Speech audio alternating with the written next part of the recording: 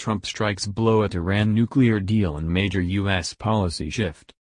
Washington, Reuters. U.S. President Donald Trump struck a blow against the 2015 Iran nuclear agreement on Friday in defiance of other world powers, choosing not to certify that Tehran is complying with the deal and warning he might ultimately terminate it.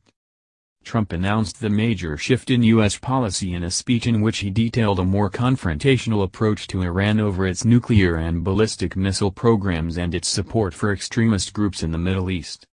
Trump accused Iran of not living up to the spirit of the nuclear agreement and said his goal is to ensure Tehran never obtains a nuclear weapon. He suggested Iran might be working with North Korea on its weapons programs, an accusation that has not been substantiated.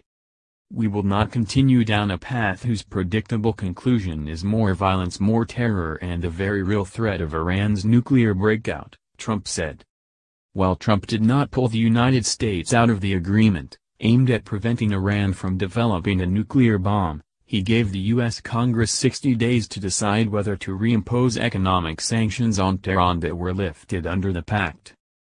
That increases tension with Iran as well as putting Washington at odds with other signatories of the accord such as Britain, France, Germany, Russia, China and the European Union.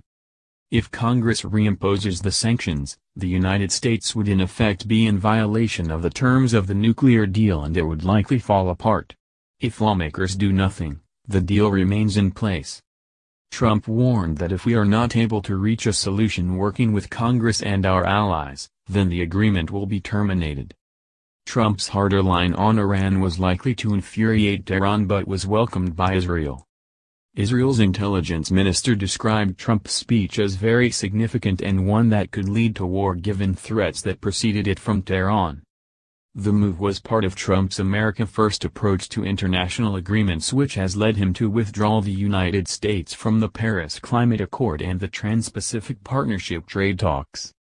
Trump on Friday also gave the U.S. Treasury Department broad authority to impose economic sanctions against people in the Islamic Revolutionary Guards Corps or entities owned by it in response to what Washington calls its efforts to destabilize and undermine Iran's opponents in the Middle East.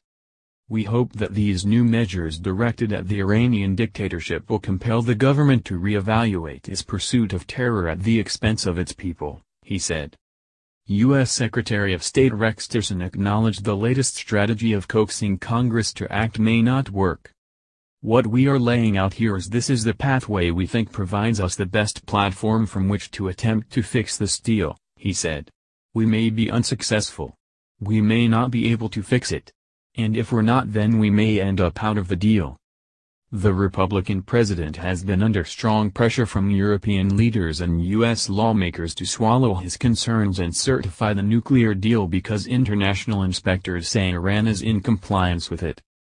European allies, some of which benefit economically from a relaxation of sanctions on Iran, have warned of a split with the United States over the nuclear agreement and say that putting the deal in limbo as Trump has done undermines U.S. credibility abroad.